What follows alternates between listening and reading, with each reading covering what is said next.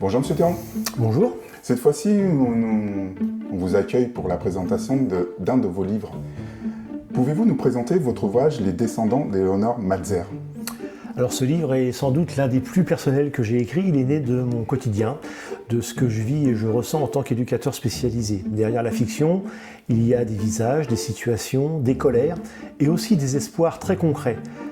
L'histoire se résume ainsi. Dans un service de protection de l'enfance étouffé par la bureaucratie, quelques éducateurs décident de raviver l'héritage oublié d'Éléonore Malzer, pionnière du travail social et bien sûr pionnière fictive.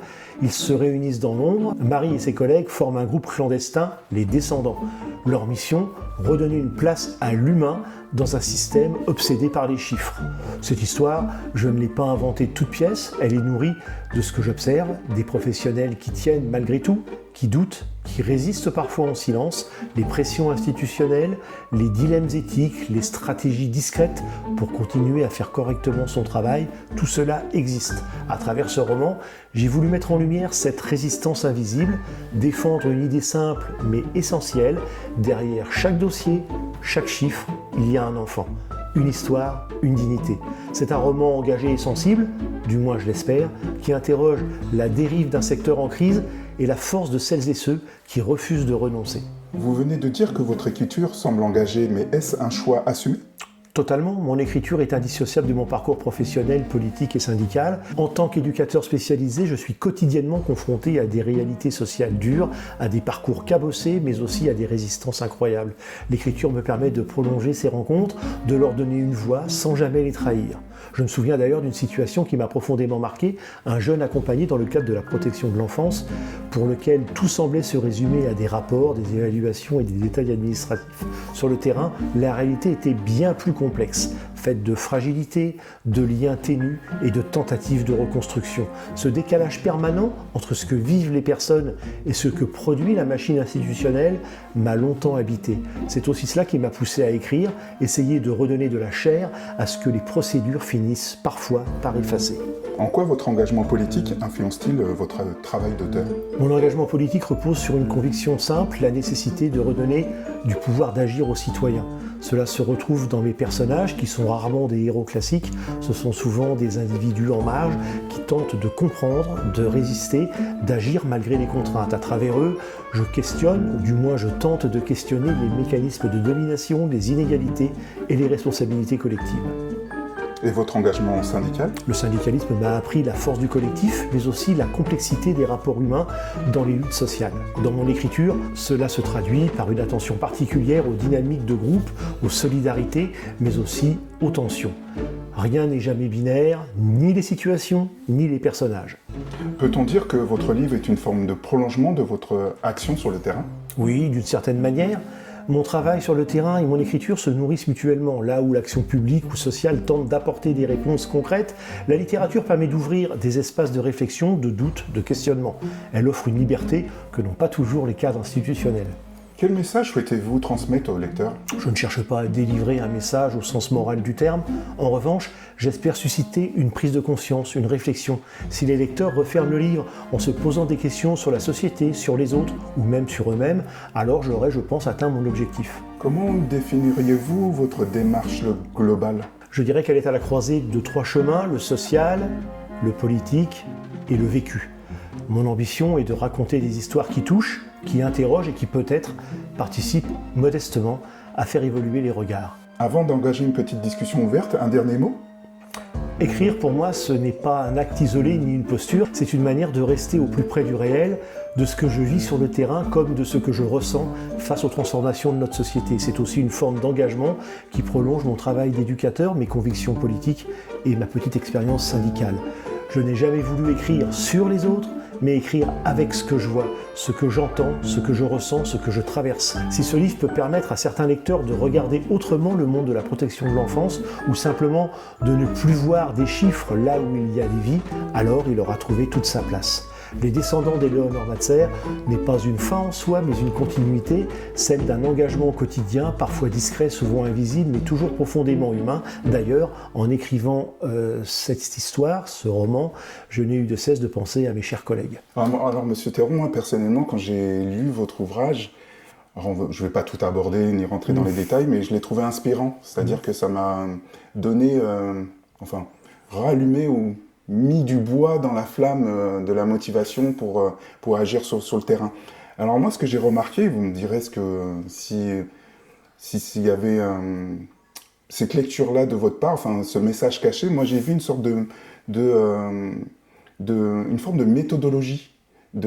Si un groupe, par exemple, de professionnels veut se réunir et puis réfléchir sur l'action sociale et se dire mais comment on peut, et même sur nos conditions de travail, comment on peut avancer, comment on peut aborder certaines thématiques. Alors moi j'ai vu une méthodologie dans votre ouvrage. Alors moi j'ai vu quatre points.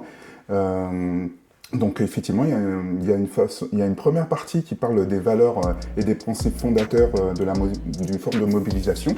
Ensuite, moi j'ai vu vous conseillez derrière tout ça qu'il faut se réunir et échanger autour des actions et des projets. En troisième, ce que j'ai décodé aussi, c'est que vous invitez finalement à tous les professionnels à connaître et identifier tout ce qui est de l'idéologie gestionnaire et de la performance. Donc moi j'ai vu une sorte d'invitation aussi à s'intéresser sur ce sujet. Et enfin la quatrième partie, ce que j'ai repéré, vous nous invitez derrière tout ça à l'action et derrière l'action, une action pensée avec une stratégie. Je vais donner 3 exemples moi, de ce que j'ai noté comme stratégie. Ne pas se confronter frontalement à la direction. Utiliser les réseaux d'influence au sein de votre service. Et enfin, être en capacité de réveiller pas de réveiller, mais de récolter un maximum d'informations sur son environnement et tout ce qui ne va pas. Donc voilà, je pourrais aller encore plus loin. Et la dernière chose que je voulais rajouter, c'est que, et je pense que ça va faire écho à beaucoup de professionnels, c'est que derrière ça, moi j'ai les éducateurs de l'ombre. Ça m'a fait penser à ça. Et souvent, quand je discute avec des professionnels, ils me disent on est les éducateurs de l'ombre. Et alors ça fait écho à mon expérience en prévention spécialisée, j'en ai fait 15 ans. Et souvent, on se disait on est des éducateurs de l'ombre. En tout cas, voilà, et donc ça me fait penser aussi à la dissidence éducative. Pour ceux qui se posent des questions, ce que c'est la dissidence éducative, il y a une description en tête de la chaîne. Mais voilà, moi ça m'a fait penser à tout ça. Alors écoutez, répondre à ça, ça va être compliqué. Alors en même temps, en écrivant ma petite histoire, je ne pensais pas que ça allait susciter autant de remarques et de remarques positives et de questionnements. J'ai envie de remettre un petit peu tout ça en perspective. Moi, c'est d'abord un roman que j'ai voulu écrire. Bien sûr, j'ai expliqué tout à l'heure que c'était un roman qui était sur mon expérience professionnelle, mais finalement, j'ai pas beaucoup de mérite. Le seul mérite, c'est d'avoir aligné quelques mots sur une page. Par exemple, le fait d'avoir à se réunir un petit peu hors de notre bureau, j'avoue que je l'ai écrit il y a pas mal de temps. Mais je l'ai écrit en n'ayant pas vraiment cette expérience-là. Cette expérience, elle a été remise au goût du jour avec mes collègues actuels qui l'ont remis au devant de la scène. Voilà. Les éducateurs invisibles.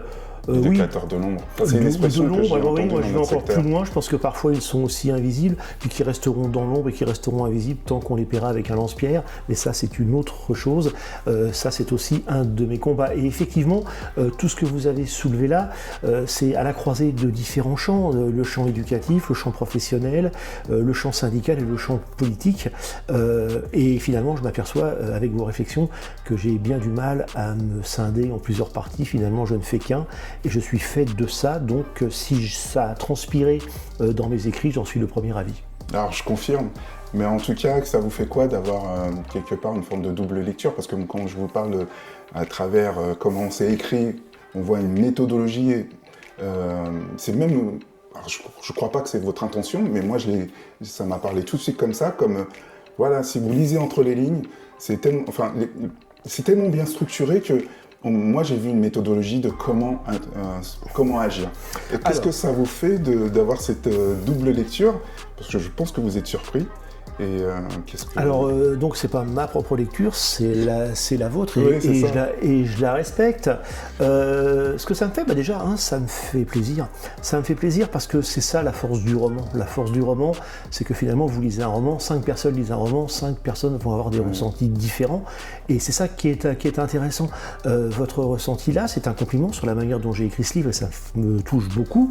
Mais ça va au-delà de ça. Ça veut dire que si on fait lire le roman à une autre personne, cette personne va avoir sûrement un autre ressenti, et c'est ça qui est intéressant, et c'est ça qui fait la force du roman, et c'est pour ça que moi j'écris des romans. Je ne vais pas vous faire un recueil sociologique, j'en serais bien incapable, j'ai pas le niveau pour faire ça. Par contre, le niveau pour raconter des histoires, ça je pense que je l'ai depuis le temps, et je pense que raconter une histoire, c'est aussi ouvrir des perspectives, et le champ romanesque pour ça est sans limite. Bah, moi, j'espère qu'il y aura des commentaires sur cette présentation de votre ouvrage et que les professionnels pourront partager leur lecture, double lecture. Et enfin, sur cette chaîne aussi, il y a une double visée, c'est à destination des professionnels, mais aussi des familles et par extension aux parents. Et je trouve que, voilà, j'invite aussi les parents à lire votre ouvrage pour avoir un regard sur la réalité, un regard sur notre réalité professionnelle, et ça peut donner, peut-être inviter à une compréhension, peut-être faciliter la relation entre les professionnels et les familles. Donc voilà, c'est une invitation aussi aux familles de lire cet ouvrage sur la protection de l'enfance, parce que sur les réseaux, l'image de la protection de l'enfance, elle n'est pas jolie, c'est compliqué, mais derrière tout ça, il y a des professionnels, il y a des humains. Et je voulais inviter les parents et les familles à lire cet ouvrage. Alors vous voyez, quand j'ai écrit ce livre, j'avais pas du tout ça en tête. Moi, j'avais juste raconté une histoire. Alors peut-être que ce qui fait que vous ayez pensé que toutes ces choses-là, finalement, ça veut dire que je l'ai écrit avec ce que je suis. C'est-à-dire que j'ai pas essayé de mettre autre chose. C'est-à-dire qu'on se prend pas pour quelqu'un d'autre. Je pense que ce qui a transpiré, c'est ce que je pense réellement. J'ai essayé un petit peu de le travestir avec des personnages inventés, mais faut pas être grand clair. Il y a certains personnages, je les ai dans mon quotidien. Il y a même certains, je pense que c'est un peu moi, mais de toute façon, à chaque fois qu'on écrit un roman, on est parfois dedans. En tous les cas, c'est ce que je disais tout à l'heure, le premier but d'un roman, c'est de distraire, c'est d'avoir passé un bon moment quand on l'a lu. Déjà, quand ça, c'est acquis, c'est plutôt une bonne chose. Si en plus, ça peut servir à quelque chose, tant mieux.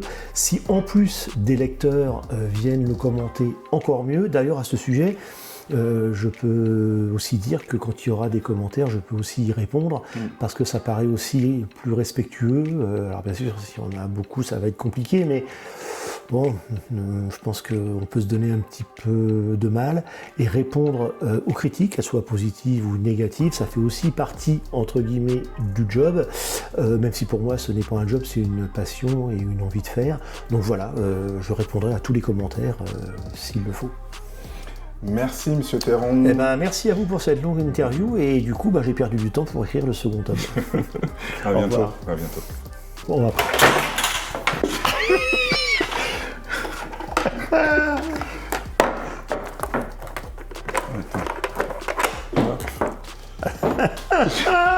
C'est vraiment du bricolage du dimanche. Voilà, là, cette fois-ci, il ne va pas tomber. Voilà. C'est du lourd. Voilà. Ok, messieurs, dames. Vous pouvez acheter. C'est trop, ça.